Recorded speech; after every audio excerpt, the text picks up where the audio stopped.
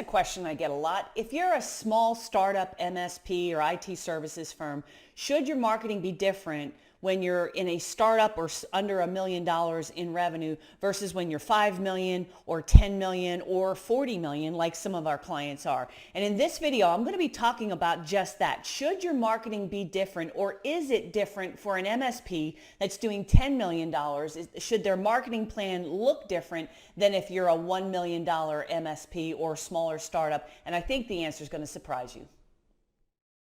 Hey, Robin Robbins here, founder of technologymarketingtoolkit.com. And something we hear a lot from new prospects that come to us is like, well, that Robin Robbins marketing, it works fine if you're a brand new startup, but we're 5 million, we're 10 million, we're 20 million. That's not going to work for us.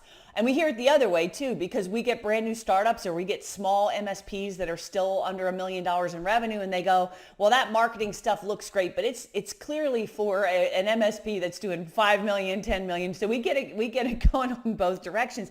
And it really started me to think about this concept that if, let's say like the other day we had someone who said they're 6.5 million. So, this marketing's not going to work for us. And I don't know how they're getting that perception that, I don't know if they understand what our program is, maybe not, or maybe they think there's some kind of, you do different kind of marketing when you're 6 million versus when you're 1 million. And so first of all, the thing you've got to understand, the strategies and the process and the campaigns that you use to get a customer are the same whether you're doing, it has nothing to do with your revenue, whether you're doing $1 million in revenue, 6 million in revenue, 10 million in revenue. So your revenue does not determine the campaign itself. It's not like, okay, once we cross 5 million, now we got to change our website and our ads and they got to be different. That's ridiculous. What does change is if your target market changes, because your marketing should be based on the target market you're going after. So if I said our marketing plan was only to talk to medical practices, if you're an MSP and you're selling to medical, then this program's for you. Then they could say, well, we sell to construction or nonprofits. Then I could see that argument holding water, making a little bit of sense. But that's not the case at all. Your revenue does not determine the type of marketing that you do. Now, maybe when you're a startup, you've got to be a little scrappier. Maybe you've got to do more like shoe leather selling. You got to do more referrals. You've got to do, more lower cost strategies. Maybe use joint ventures more. But even now, as I'm saying this, I'm thinking to myself, my clients that are doing 10 million plus, they're doing JVs, they're doing referral marketing, they're doing Facebook ads, they're doing search engine optimization, they've got websites, just like the guys that are startups that are doing the same thing. And really the only difference again is the type of client that you're going after, because then your marketing strategy, your messages and your offers are going to change based on the customer that you're targeting, not the revenue that you're doing. All right. And in my program, we teach you the 4 M's, which is market, message, media, and math. Which is, first of all, you got to determine who you want as a customer. That's the market. You got to build a list. You got to know where to find those people. Then you got to come up with a good message. And what are you going to say to these people when you show up? Are you going to say, hey, we do IT support. We're great. Hire us. We'll do better than your current guy.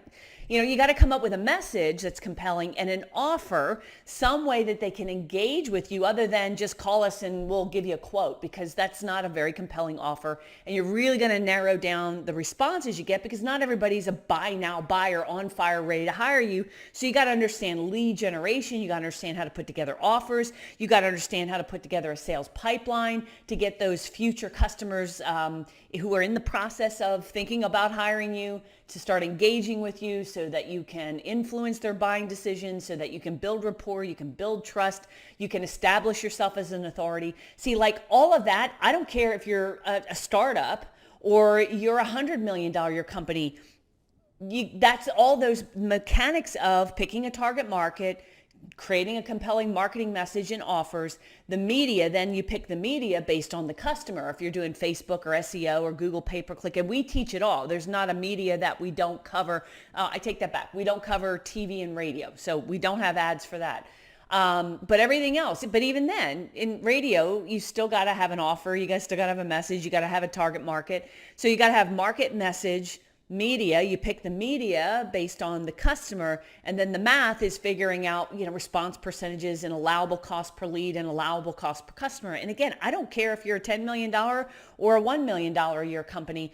Those four fundamentals are exactly the same. The only thing that would impact that in the mechanics, if you will, again, would be the target customer and then maybe your budget, because obviously if you're a larger company, let's say you have 3 appointment setters, telemarketers, you can do things that maybe a brand new startup, they just don't have the staff or manpower to do. But I truly believe that if you can't make money without money, you can't make money with it either. So I don't think just throwing more money at a marketing problem is the way to solve it. You want to be strategic. You want to be smart.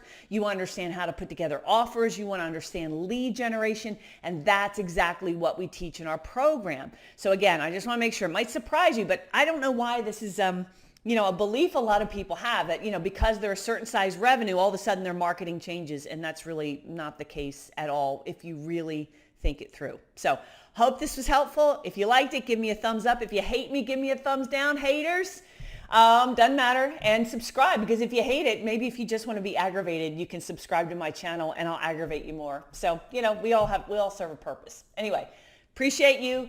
Click the like. Click the subscribe and put your comments below. Haters and lovers all alike. I'll take it all. Thanks.